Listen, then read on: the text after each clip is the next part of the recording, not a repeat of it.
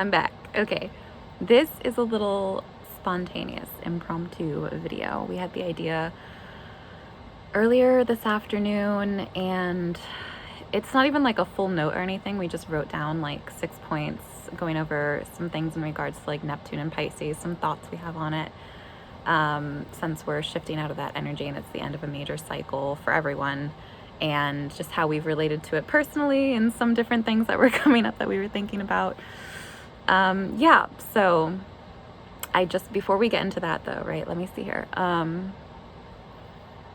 Yeah, we're starting to feel a bit better again after taking a little step back and some more time to ourselves to recalibrate and just kind of, work through some of our physical pain that we were going through. The other thing that we did is, let me see here. When I was in a lot of pain and I wasn't able to like move as fluidly as I used to before, and like it was hurting just to like sit down or even just laying down even, so like work was a struggle for a little while. I was getting very restless because I like to be doing different things, right? And so what do I do during that time when I should be resting? I move furniture. So that was one of the things that we did, which is why, we have like the overhead lights on right now, but I also brought one of my lamps from the bedroom out here so that I could have more of like a spotlight lamp for like over by the couch when I'm working on stuff over there. So we brought that out, which is nice. And then we moved some other decorations around, like this, let me see here. This thing hanging up on the wall here that we got from the thrift store a while back, and we put those little like battery operated votive candles on it, and I just thought it was really cute put in that place. It used to have like, I think, a mirror up there and then a wreath, and then we were like, let's do that one now. We had that in the room before as like part of an altar, but I was like, I like it here better. Yeah. And then we fixed up our candles, and then over here, let's see what, oh my god, there was a TV here before, and we took that out and put it in our room for the stereo speakers for like when I want to listen to different like music and frequencies and stuff at night instead of on my phone. So, and then we replaced our, what's this called? This painting? No, this picture? I don't know, whatever it's called that we got from the thrift store a while back as well, and put it there instead. Because we don't really use the TV when it's out here, like once in a while, but I was like, I could use it more for the speakers. So pretty picture. We put our little iPad on the stand that we're not using over there. There's the mirror. We're still kind of working out where stuff should go. And then we brought this thing. Oh my god, wait, how do I point? This thing, this little stand here. We put our plants on it and our little Google thing. The wreath has my little frog in it now, like a little nest. That's just some of what we did. And then we moved some of the furniture around in our bedroom as well, the couch that's in there and some stuff. So yeah, because we just couldn't stand, we felt like the energy getting very stagnant, and it was it around the winter solstice, I think? And I just, typically like around that time or towards the end of the year, just around like winter time, or like 4 times a year, like seasonally, we will kind of go through stuff and just like do a little move around, clean up, or revamp. I don't know. So even though we were in pain, we're like, this is one thing I can do. Should I be lifting and moving furniture? No, but that's just what we do. So, and I've done that since I was a kid. Even when I was a little girl, I always liked moving the stuff around in my room, like the bed that I had, the TV on the TV stand, the dresser, while I had room, I will say, because there came a point in time when my room kind of turned into a storage room, and then there wasn't a whole lot of room to like walk or move anymore, which is a whole other story. But when I was really, really little and I had room, I would move things around frequently, and I just liked that, change it up a bit.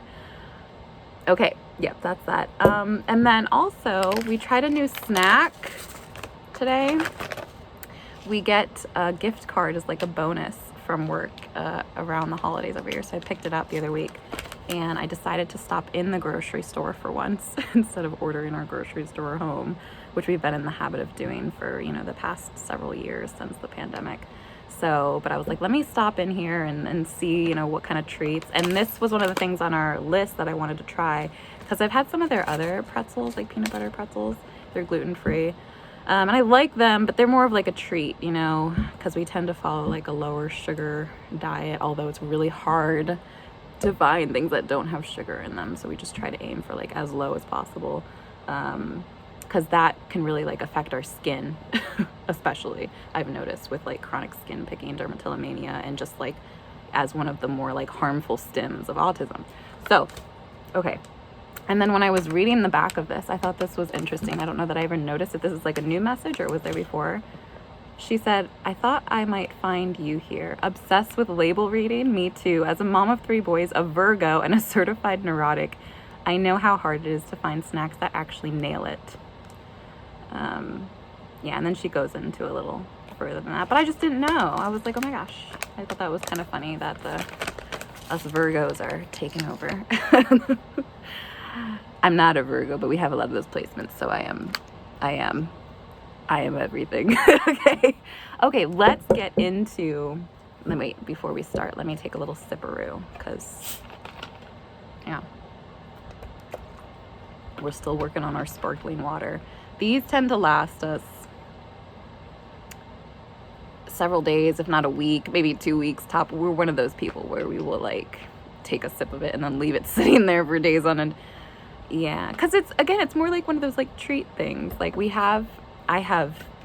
God, we have so many like regimens, but we drink a lot of, we have like, you know, our Stanley that we use now to fill with water, and then we have electrolytes in it like every single day to make sure that like we stay hydrated and that we drink enough water. So I will like always drink a lot of that if I remember. I try to, but then things like sparkling water, you know, because it doesn't have the same kind of effect or like feeling, so it's more just like for the flavor and the sensation of it, little sparkling. So fun. We like to have some fun drinks around, and we finished our other fun drinks. Zevia, I got some of those too around the holidays. Okay, let's just all right, let's get into this Neptune and Pisces. We're 7 minutes in. I'm like, we're just okay. Ooh. We're feeling better though. We're coming back online. Okay. Yeah, so Neptune has been in Pisces since about 2011. I'm like, do I need to turn off the fireplace? My back's a little toasty, but I like it. But I'm like, ooh, it's also getting hot. Maybe, no, I'll leave it for now. It's not too hot. It's kind of, I don't know. Okay, let's just go. I can always turn off later. Yes, 2011. I think I was in high school at the time. It was my senior year, right before I graduated. So I think it was like, what, spring, I want to say? I don't know. It was in 2011, beginning of 2011 that I know of. And, you know, it's about to exit here in the beginning of 2026. Right around the same time that Saturn moves into Aries. And they will then form a conjunction for the next few years while Saturn remains in Aries. Which is also, you know, special. I think when I was reading about it earlier, it's been a long time. I mean, this is like one of those like rare kind of transits, right? Because Neptune, it's like over, what is it, like 100 and something years, 175, I forget exactly how many it is, but it's like past our lifetime, right? So this is a once in a lifetime kind of transit. And it's major in that, like, it's part of, you know, closing and beginning this new Saturnian cycle. So yeah, we've just been kind of contemplating on that for us personally, and because it's Capricorn season, and for us personally, which we will talk about a bit more in the new moon Capricorn video here coming up next weekend. Our Capricorn contains our Neptune as well as our Uranus as like the main planets in there. And so we've just been like looking at that, you know, for it being Capricorn season, what that looks like for us personally, how the energy is expressing itself, showing up, and then how it plays a role in all of this, right? And kind of piecing together some more of the parts of, or the story of our Saturn return, and like the the unknowns of like things that happened, that we experienced, that we didn't necessarily have direct answers to, we have pieced together through looking at like our own karma and our own natal chart and how it's tied to past life karma and things that we'll talk about a bit here. So the story, the journey continues to unfold. Let's get into it. So yes, for Neptune and Pisces, and Pisces ruling over the 12th house, going over themes of like spirituality, transcendence, hidden enemies, dreams, consciousness, which includes things like the unconscious and the subconscious.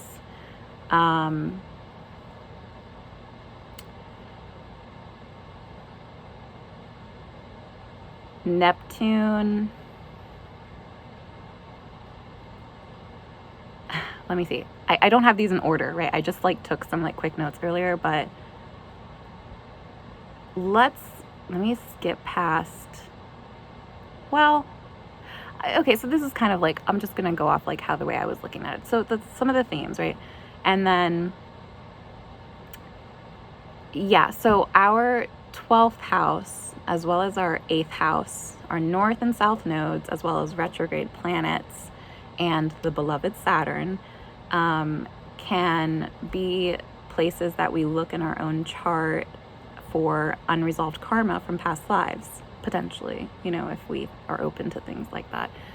And I don't know that I necessarily would have been prior to my Saturn return, but because of what we had been experiencing, we are very open to that now. So we believe, you know, that things like that are very possible.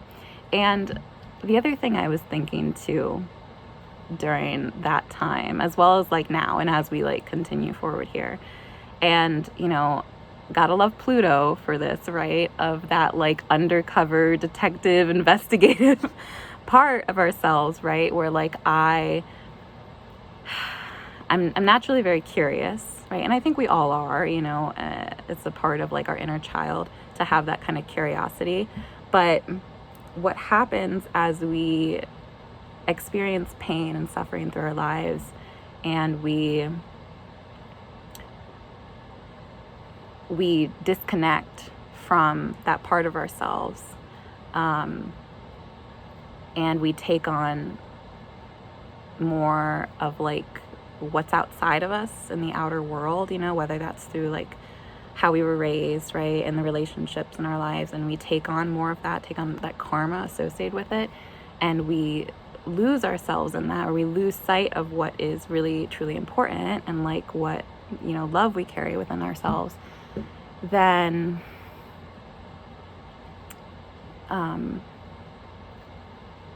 our curiosity, our natural curiosity that we had as children, can lose like some of the innocence attached to it and the compassion, I think, like the natural compassion that can exist with it as well.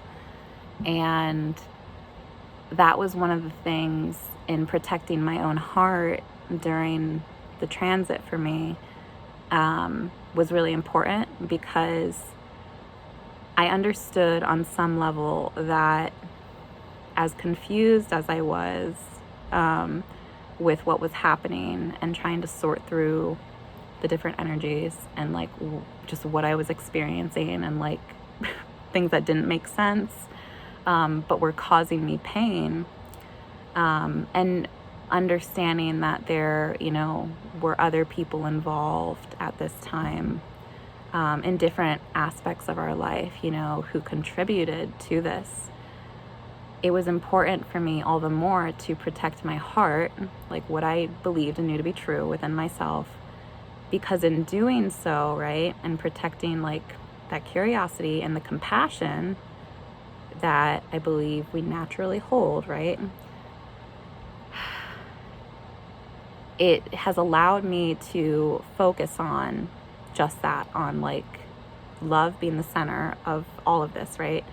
And not only for myself, but for the people involved, and like for potential better future outcomes to not only our personal story and like choices, but also the people involved, right?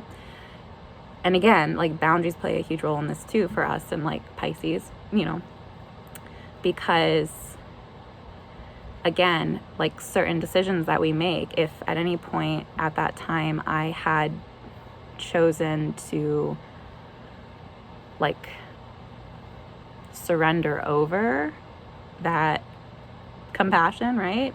And that curiosity to like the darker, aspects of myself, or to the things that I was learning from the people around me and from like their own pain and like the projection and things like that.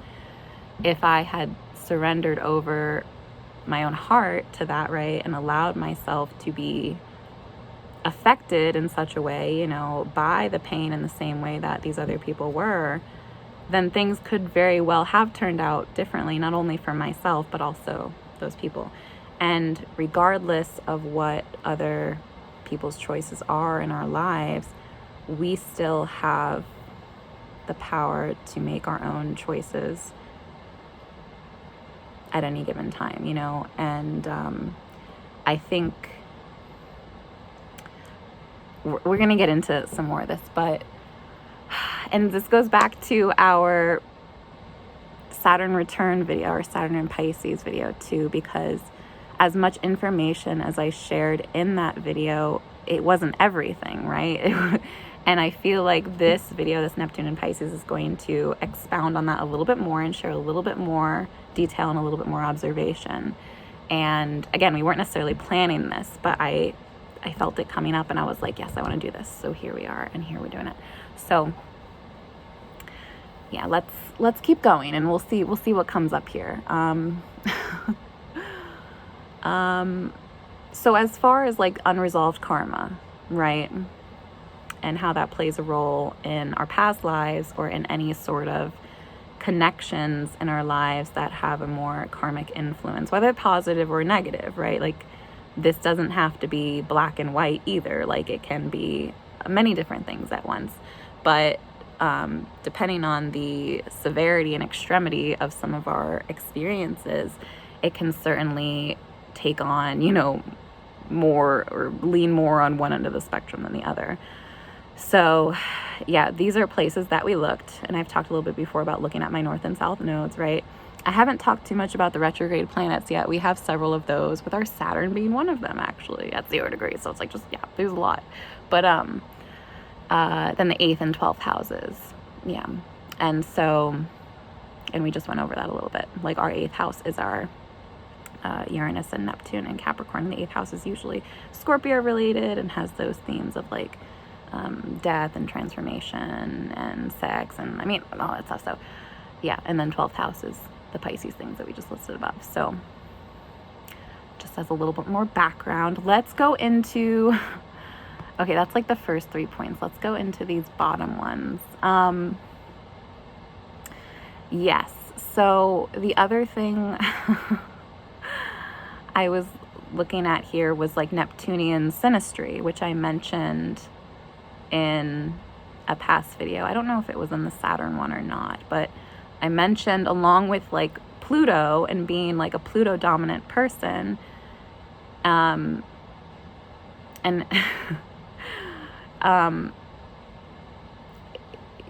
there's also, and I mentioned like Neptunian and like I think Uranian, connections too, and like how they have different effects was like the little blip that we talked about, but I didn't go into like too much depth about it. Because we are talking about Neptune and Pisces here, and this plays a role in some of our experience, I figured let's talk about a little bit of Neptunian synastry. So that could be fun. Yeah, and that's important, right? So because Pluto in synastry is already quite intense as it is on its own. But if, let's say, in any given connection with a person, you're going to have many different aspects. But let's say, for example, right, that you have a Neptunian synastry on top of that. So it was like Pluto and Neptune as like strong aspects, right? then we're just looking at, just an extra layer of things that are important to look at. And so some things that might come up with like Neptune would be like illusion, idealism, fantasy, obsession, and some of the darker side could be that trauma bonding, right? But again, this can happen with any placement and any connection, but some have more of the ability to like sway a certain way than others, right? Depending on a variety of factors. And I wrote like especially if it's like paired with something like Pluto. And this can show up in our lives as something that could be considered karmic. And again, karmic doesn't, when we say that, it doesn't necessarily mean something bad or negative or evil, as many people talk about it online, many ignorant people, I would say, because like karma is just another word for action, right? Or it's a kind of like neutral force. It is a force of the universe and like God's laws in the universe and in the world around us and the workings of these things, the things that are hidden within the conscious and the unconscious mind, rather. So, but certain things like this that would show up in synastry will have a kind of, karmic effect, we would say, where it feels fated in some way. And again, this can go and be like more positive or negative, depending on, a variety of different things. But yeah, when certain things happen in our lives and we come across certain people, it can have that kind of feeling. And it would be because of some things like this. This is just a very specific example.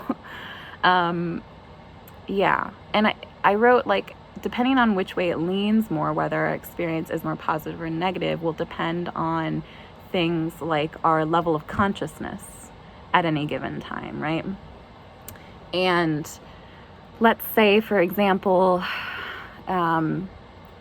somebody sits at a very low level of consciousness and they interact with someone at a higher level of consciousness, then this is a kind of like energetic or frequential mismatch that I almost equate to a kind of like unequal yoking, right? Where it's going to be hard to truly like connect and understand one another, right? Unless you're able to find a meeting ground. And obviously communication plays such a huge role in this. And there are a variety of forms of communication, but this is one of the reasons and the ways that our connections with others can, take a turn and feel and express itself in a variety of different ways. But this is just one way, right? So like levels of consciousness where we sit on that. And then our willingness to adapt and grow for, the various different parties. If we're talking about, especially with Pluto, again, here we have to emphasize this because Pluto has a tendency to have a sort of involvement with more than one person, or having like 3 or more parties or people involved when it is operating on a lower level of conscious. I just grabbed Indian blue marker. I'm like, why is this here? It's just all by its lonesome. Toy to play with.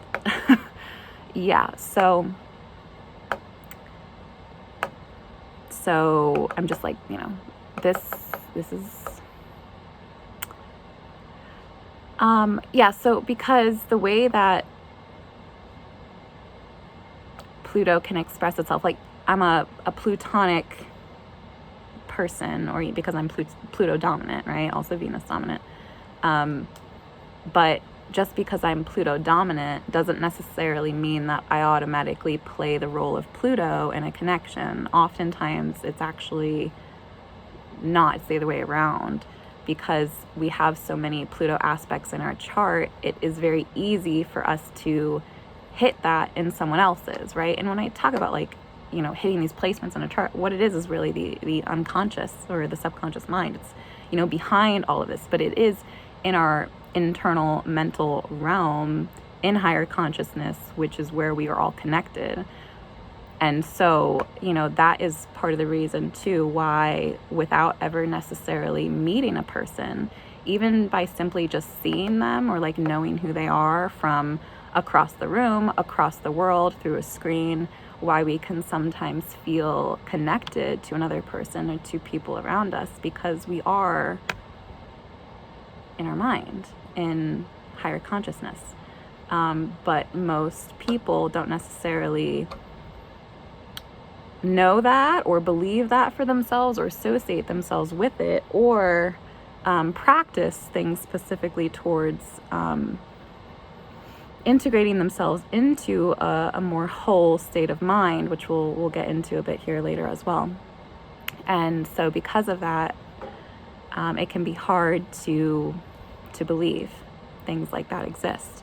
And when we resist learning certain things, like through these karmic connections, right, that we're introduced to them, if we refuse to learn, like, any lesson that might be trying to be taught to us through it, that can cause all the more pain and suffering and continuation of that karma into potential future lifetimes, which we don't want, right? But there has to be that willingness to be open to the idea of these things existing and being real, and us taking an active role and part in it.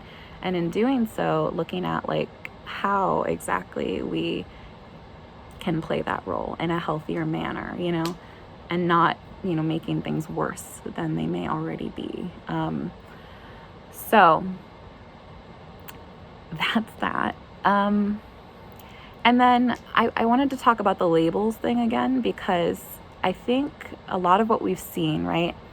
And during my return, I was watching a lot of different people online, specifically in the spiritual community, and like the ways that they were showing up, the different things that they were doing, like the ways that they expressed themselves and were teaching different kinds of material. And, it helped us in learning some things, but also in, deciding for ourselves what we truly believed and what we did not. And, deciding how we wanted to then show up, and like what kind of message I want to share and how I want to deliver certain information. Because a lot of what I've seen in the spiritual community online, the way that I've seen people talk about each other, whether it's people they know or not, if it's hypothetical situations, whatever, the verbiage that people have used, the way that they talk about other people can be very condescending. It can be rude, it can be demeaning, and a lot of times it can make themselves look completely crazy or psychotic even. And I think back, to the pandemic, when people were talking about this like mass psychosis that was going on, and we saw an influx of like, spirituality online, specifically on TikTok, which I wasn't even on at the time. I just heard about this after the fact, but I was really curious about, like why all this was happening. And then how since then, a lot of people creating these platforms to discuss spirituality at that time, and how they've grown since then. But so much of it has been very ungrounded, I would say, where, it's easy nowadays, right, to pick up our phone or a camera and to record ourselves talking about just about anything and claiming that we know, the truth, or that we know better, or that, people in the spiritual community, so many of them, are charging for spiritual services. They're selling merch. They are, spreading misinformation.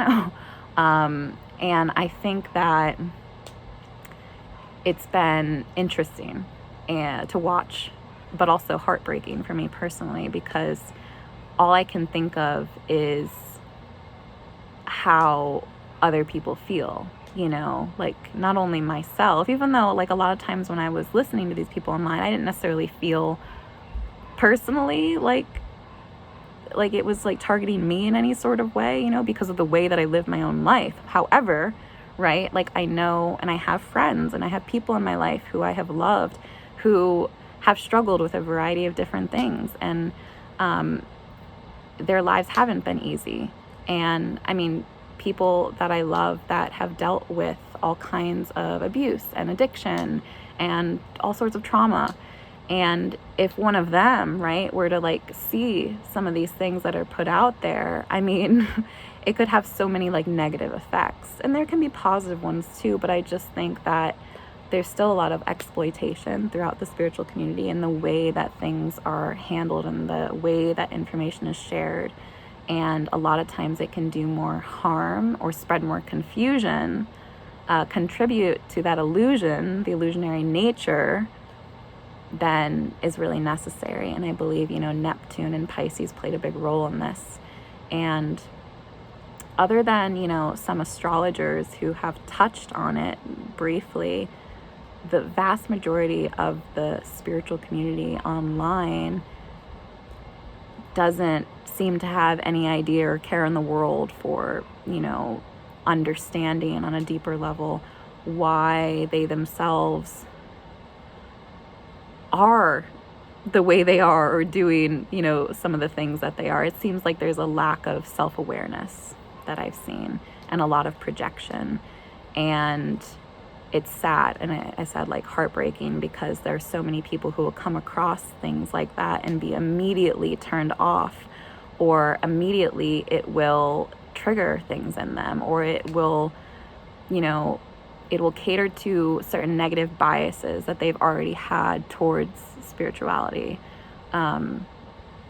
because of the way people show up. And so what I'm part of why we're here and what we're planning to do is taking part in what is hopefully a turning of the tide in that place and seeing things done a bit differently. And I think that with more integrity, and I think that Neptune going into Aries will play a big role in this. Yes, so that's just a bit of that. But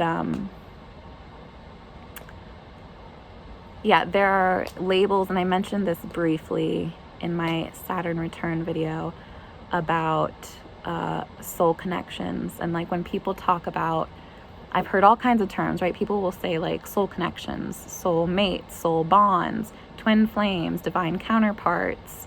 There are so many different, ways that we can describe something like a connection that we feel with another person or multiple people. And I think that at the core of all of that, right? Because it can sound very like romantic in a way. And at the core of it, I think that people mean well, and they want certain things to be true. But if we can look a bit deeper and beyond the label that we're putting on something and ask ourselves, why are we calling it this particular thing? Because again, for me personally, and this is through a lot that I just witnessed throughout my return as I was observing people and taking notes and kind of deciding, what I believed personally. I found the twin flame thing very interesting, especially, right? Because for all of the examples that I've seen online of people talking about it, a lot of times it does seem like just very codependent relationships, or again, people being stuck in that illusion of thinking that someone is something they're not to them. And so it's like they're facing their own codependency, their own enmeshment, and their need to let go of control. And I think at the core of all of that, that is what it is, right? Again, even if we call someone like our soulmate, or, that we have a special bond with someone, whatever the fuck you want to say, I don't really care. Like, it means fuck all to me, right? Because again, I think the goal of most of this, and across various different belief systems and religions, is to kind of get into more of a state of not only independence, but also interdependence. Getting beyond that state of codependency. And it's all too easy to fall into that trap. And many people do, right? And this is a part of what keeps the world going round, and it keeps, families going, and it keeps the birthing system going, But it is true, I believe, that most relationships that exist in the world are karmic in nature, that, they are due to our unconscious, the things happening in our unconscious mind, right? Like different archetypes can explain this a bit better, but how we aren't always able to see into the depths of like our own psyche, right? And because we're not able to do so, our mind, or God or the universe or whatever we want to call that, right, will then project this out for us, even if it's coming from like the darker, like shadow aspect of ourselves. It'll project it for us into our reality in the form of like another person or experience in some way. And, when I say that, it can sound a little funny, but it's true. Like, we will attract to us what we are needing to learn in life. And again, this can be positive and negative. And I think during our Saturn return, part of what we experienced was a more negative experience of some of this, of attracting into us, and again, unknowingly to us at the time. I didn't really understand what was happening until I was in the midst of it, and then after the fact. But, our Pluto, again, played a big role in this, but it was more of the like darker side of Pluto. And again, like Pluto, an unconscious Pluto, like someone playing that role, and how it would show up with like our Venus, right? There are different stories, myths that talk about this, like Hades and Persephone, in the winter time, and like how that plays into like the harvest, and her mother coming back to like get her and like striking a deal. I mean, there's so many different like stories and myths tied to the different archetypes that help us to understand our inner nature and world and why we experience some of the things that we do. But yeah, Pluto, an unconscious Pluto showing up in another person will look like someone struggling, those power dynamics again of like grasping for control. And for me personally, right, I am not someone to control. I'm like, since I was a kid, right, like I am the last person that anyone wants to try and control. Like I've said it before, I will literally cut a bitch. Like I would not hesitate to kill someone if it came down to it. And that might sound like kind of dark or scary to some people. I hope not, but like, but it is what it is, And part of that is like our own life experience, what we've lived through and what it's taught us, We just, decided at a very young age that we were not going to be a victim regardless of our circumstances. And we weren't going to allow anyone to have control over us. And that was part of what helped me to shift out of my abusive scenario in my childhood and to get out of there, because I was able to regain some of the power that I felt like that was being taken from me at a young age. And we learned that lesson pretty quickly, and we were able to move on. And obviously since then we've had, different experiences that would like come up to test that again, but also we had a million other things to learn.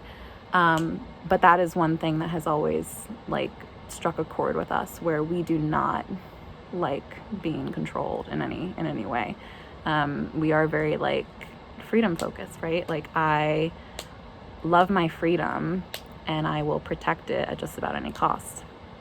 And even like words like that, I mean, living in America, we have certain freedoms that other people in the world don't. And I think specifically being like a woman, there are places in the world, many places in the world, where women still do not have the same levels of respect and dignity and rights and healthcare. And it's crazy. Like the reality of the world we live in and what other people and women go through is ridiculous. And so a part of us being here, right, is to not only like take full advantage of having certain kinds of freedom here in America, but also trying to maximize that experience and learning as much as I can and trying to share what I've learned while also, right, like holding the greater vision that we have and being able to hopefully help more women, more children, and more people, humanity in general, at this current time and in the future, in regaining some of their own freedom. And ultimately, like regardless of where we live in the world and what experiences we're going through, what our circumstances are, we can still always choose to tend to our internal landscape and to our internal world and connect with ourselves and, you know, with whatever belief system it is that we have, whatever faith, we can connect in our own heart and our mind to that. And in doing so, right, like we talked a little bit earlier about like the higher consciousness, the higher mind, in doing that, right, there is, you know, the idea that we're not only connecting to that higher power, to God or to whatever deity, but we may also be connecting to other people from that place as well.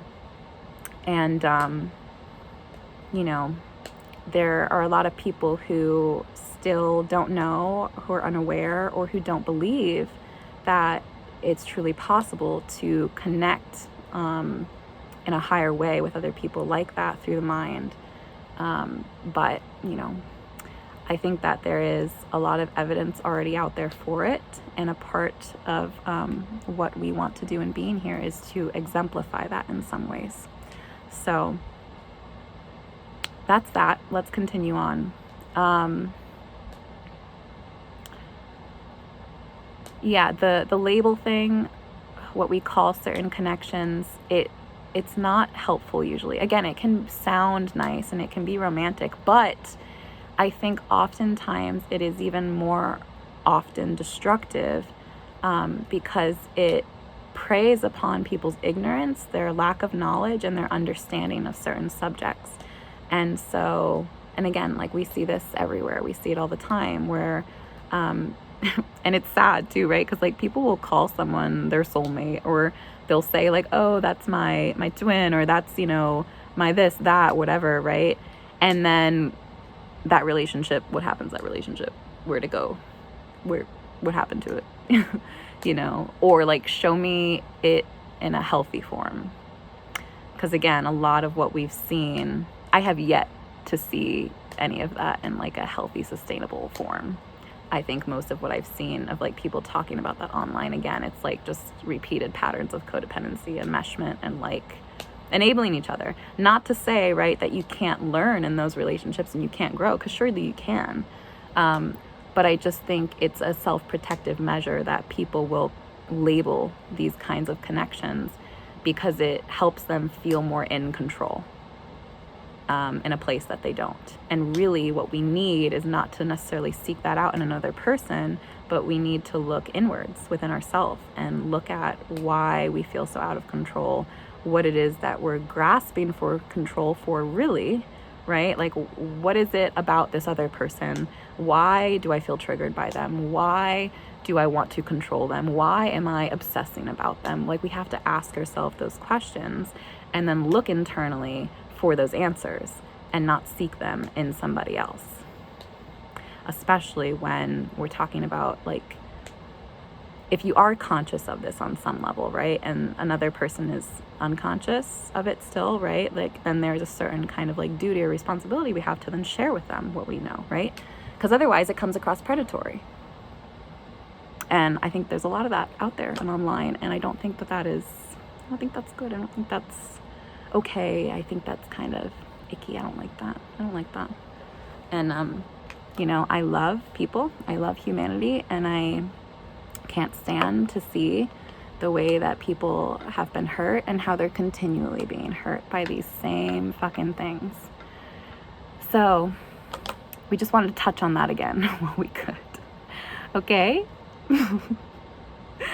it was almost like, when was it? I don't know if it was early this morning or the other day when we felt like a tower moment coming on. We were just like contemplating a lot of different things. And it felt that way, where I was like, we're breaking down something, some old information in our mind. But like, again, we weren't necessarily planning on doing anything with it. But then today I was like, I want to talk about this because again, like of this special transit that we're going through, special time. So, and just how it, has played again into like our own experience and to, other people I love and care about. And, potentially for any of those people who, played a role during our Saturn return, who played a significant role, even if in the shadows, even, the ones who were watching us, if they were to come across this, to let them know that, I hope this helps. So let's continue on. Yeah, along with the like destructive nature of like labeling these things, right? And like the ways that we seek control in our relationships with others and how it mirrors back to ourselves, like ways that we feel out of control within ourselves. And again, that deeper need and desire to surrender, to let go, to let go of control, and to face ourselves with truth, with accountability, with integrity, and to face the truth of who we are.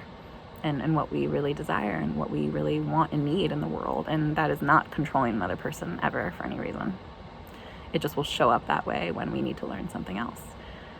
So yeah, leaving people, vulnerability to deception, illusion, trauma, abuse, and or longer drawn out suffering, stuck in karmic loops, mental and emotional looping.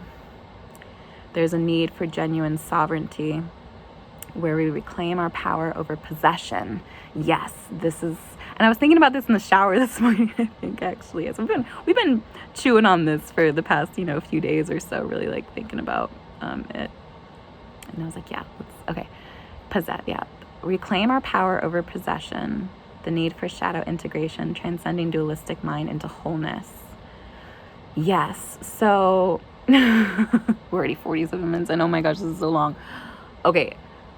Possession. Yes, this is very interesting because especially for people who come from a more religious background, from various different faiths, there are different archetypes again, or different religious figures that represent different spiritual forces, right, or deities, depending on, what it is. So,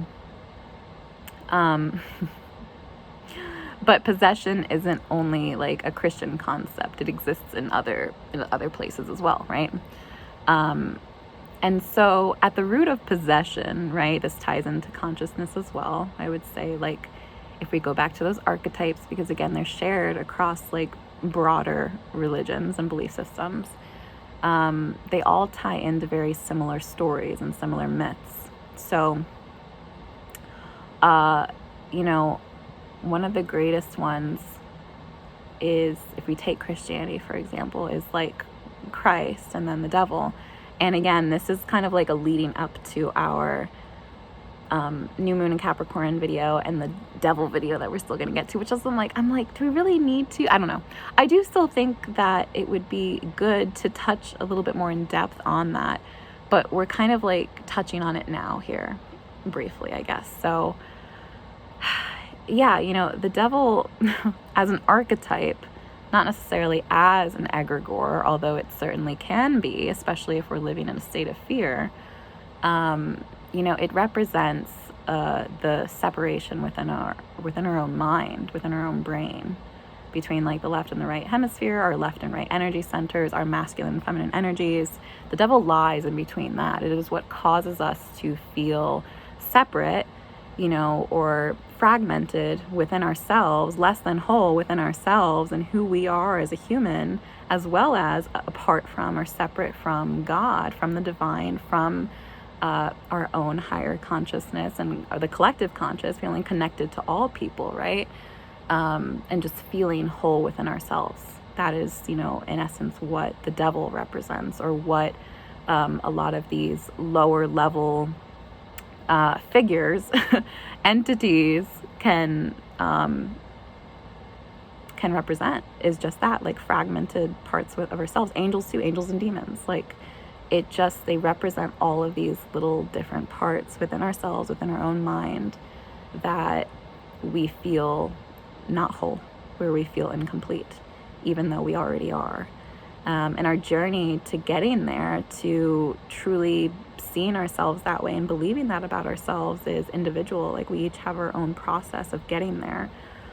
But if we want to loosen the grip of like ways that we feel possessed in any way in our life, and I don't necessarily mean just by these entities, right, or like what they represent, right, but also like other people around us, right? Like if we feel like we are so bewitched or possessed or obsessed with another person, for example, right, then we have to again look inward and ask ourselves, why do I feel this way? Because possession can take on, many different forms. And our addictions, our bad habits, these can be forms of possession, things that again contribute to us feeling less than, or feeling like we're not good enough, or that we're not already loved and seen for who we are, and just being okay to be that. And one of the ways that we can work towards our own internal state of wholeness is through the integration of our shadow. And the term shadow work has been thrown around a lot over the years. I would say it's grown in popularity too over more recent years, especially because of like online platforms and more women and younger women talking about it on Pinterest, things like that, right? There's all sorts of tools and resources and information out there to get ourselves started. And a part of what we're doing here too is helping in share our own experience and working through that, what we've done, and very like practical steps and how to do that. And again, for me, I was able to take something simple like my natal chart and move through the different houses 1 through 12 and learn about each one, my personal placements, and look at the different archetypes associated with them and reflect on them in my own life. It's not like we necessarily need to go and outwardly do a whole bunch of things. I mean, people will go to great lengths to try to heal themselves or fix themselves when they feel so broken or like something's wrong with them, right? But oftentimes what we're really needing, and our heart is calling us to, is presence, is to sit with ourselves and to look at ourselves, to see and witness and observe ourselves for who we truly are, and learn to accept ourselves for who we are and love that person, regardless of how that looks or shows up in the world or how it may feel sometimes.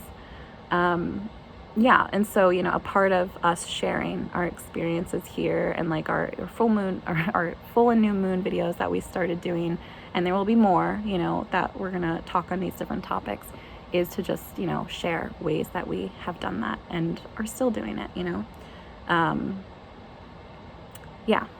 So there are many ways that we can take a look at our shadow. And that's the other thing with the spiritual community, right, is there are plenty of people online and in the real world too, right, who will talk and preach about love from the lighter side of things, a very positive aspect. And that is important. We need that. However, right, just because someone shows up in a very light way does not mean that they have acquainted themselves with their own shadow.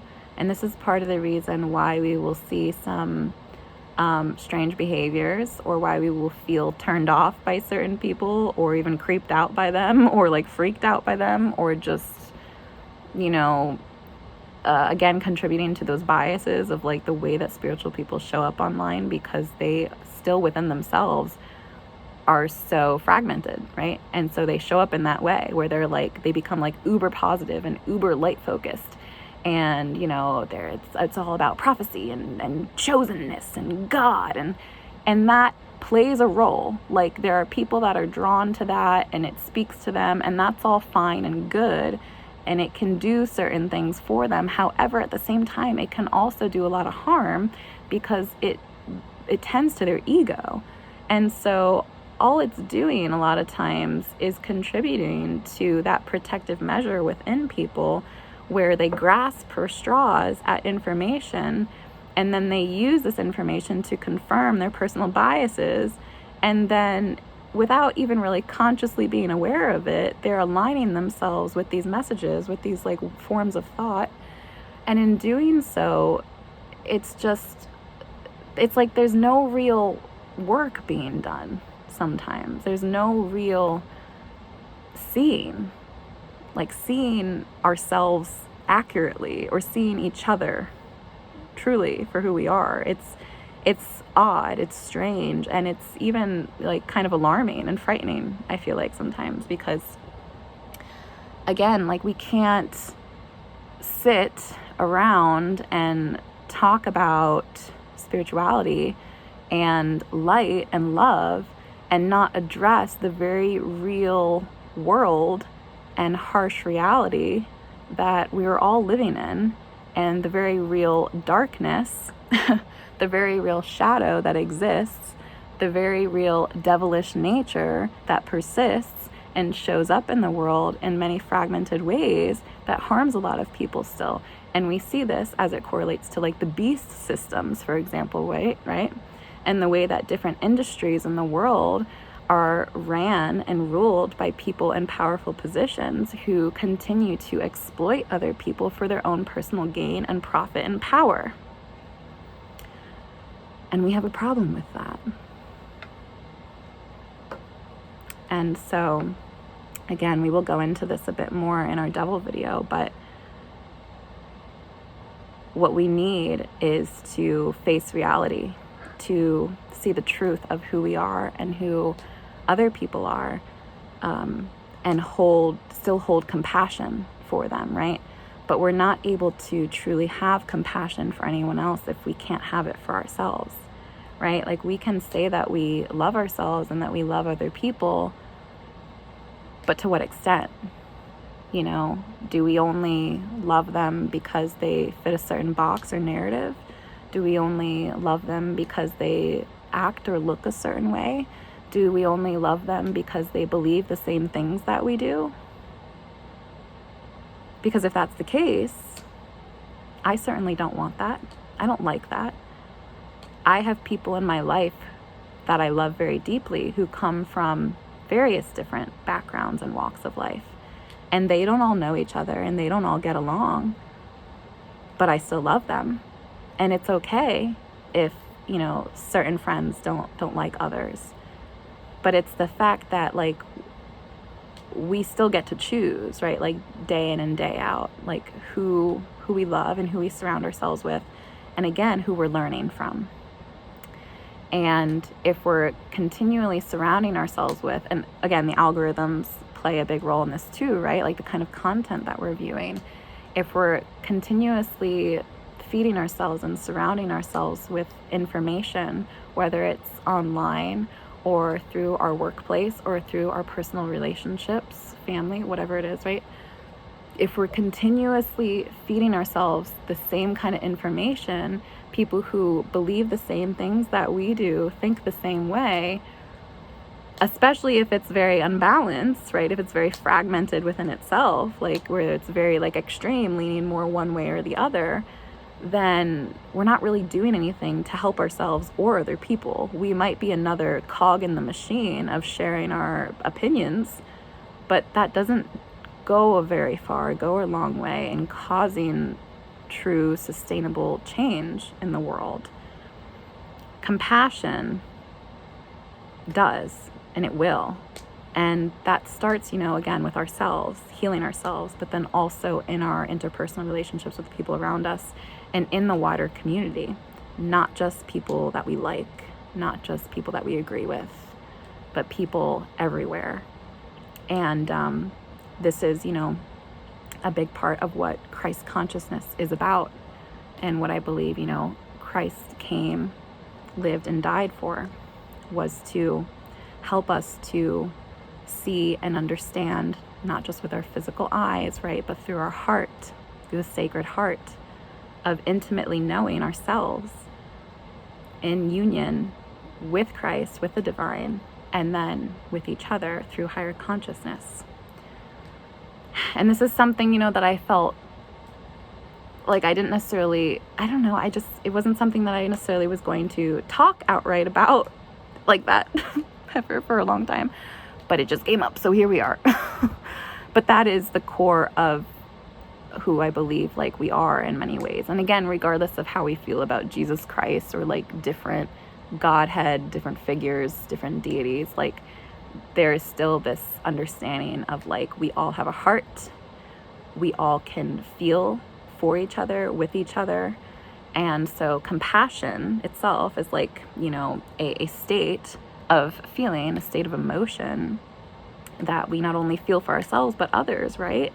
It's that moving, it's that internal movement of I feel so strongly, I feel so much love for this person, for my brother, for my sister, for my neighbor, for my friend, that I moved to action, that I want to do something to help them, that I want to help alleviate their pain.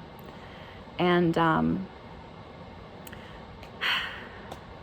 this is something that it goes beyond just having sympathy or empathy even, because we can feel bad for someone in their situation and not do anything of it. I think of those commercials, right, that always come on TV with like the animals or like the orphans, and it's like in the arms of an angel. How does that go? And it's like it plays upon your emotions, right? And people will donate money or whatever, and they feel something. They feel sympathy, they're triggered for like a moment or whatever, but it like sticks with them. But it doesn't really typically cause them to feel so moved to the point of like taking action, of like doing something more with that. And I would say during our Saturn return and some of what we experienced, we definitely, I mentioned having our heart space open, and we were able to connect with that, and we got to work right away. We got to work, and we've been working ever since. So yes, that's that. And then the last point I had here was on the dangers of magic and consciousness. Some of what I wrote here, I'm like, I don't know. Oh my God, it's already an hour long. Jesus, ooh, this is so. We're not going to go too in depth with this, but as like a little end disclaimer, then, right? Too, as we're talking about some of these things, I do think that there is potentially like a danger or a dangerous side to some of these things, and to the consciousness, right, to the unconscious realm. If we're, what would I say? I am from the belief that like we are always protected, right, in a variety of ways that we don't see. And so, and especially, right, like when we approach things from a state of innocence, right, like as a child, I think of my own experience, of when I started lucid dreaming when I was a child. And some of the earliest dreams that I had, I remember being, and I think this was like Wizard of Oz inspired, right, of like being in this house. And I remember thinking of my fear of like, what if it got like swept up in the air, like Dorothy's house, right? And it literally happened in my dream then. And so suddenly I was in the middle of a tornado in this house, and I was so afraid. And, I remember thinking like, I was glad that I had walls around me, but there was like that fear triggered of like, well, what if I didn't anymore? And then the walls went away and the roof went away, and suddenly I was just on this board in the middle of this tornado. I was like, holy shit. you know? And I don't know that I necessarily in that moment would have equated to like, you know, I am the one controlling this. But again, we've had a lot of different experiences, and that was just one of them where I was like starting to learn and realize that, you know, the power of our mind, of what we can do with it. And that's just one simple example from my childhood. But yeah, I think if we, and this is a little bit touching into Buddhism, right? When we talk about like having the right mind and the right heart, right action, again, if we approach things from a place of good intention, of like meaning well, like we're not meaning to hurt ourselves or anyone else, and we're just genuinely curious, and we want to learn things, and we, especially if like we're moved by compassion, right? Where like we want to help others, then I think like we'll be okay, you know, like it shouldn't be like too scary to explore some of those things. But I think where sometimes people go wrong, right, is they, because this is very real, right? As much as there is light in the world, there is shadow. And so as much as there are people in the world who do genuinely love and want to help others, there are also people in the world who do not, and who will actively do things to harm others. And so there is that kind of a warning, you know, and, you know, what is my state of mind and my state of heart when I am partaking in these things? You know, am I purposefully doing something to hurt or harm another individual? And if so, again, why? You know, this just contributes to suffering. And that's that. But there are some other things I mentioned, you know, about specific forms of magic that people will partake in. And again, oftentimes innocently or naively. But I just think of the, like, you know, people, most times, right, people are able to, or at least they think that they're able to get away with a lot more than they actually are, right? And part of that is because we don't always get very firm examples in our life of like honest, clear reflections of our actions. And until we do, right? Until we fuck around and we find out that we do. So, and again, consciousness plays a role in this, right? Like everything that we think and that we feel, every kind of message that we send up into our mind and out could potentially be connecting to and picked up by another person or many different people, depending on what you believe. So that's that. Yeah. So that's been a fun ride. Neptune and Pisces. Yeah, this is just some of our thoughts, some of the things that we were reflecting on at this time as this, you know, cycle wraps itself up, and, you know, we're at a major ending before the new beginning. And I'm like, what do we want to say? Anything else? Just, I think that's pretty good. There's a lot of potent information in there. And yeah, this kind of leads up to our next two videos here. So that's that. Yeah. Okay. I love you. Bye-bye.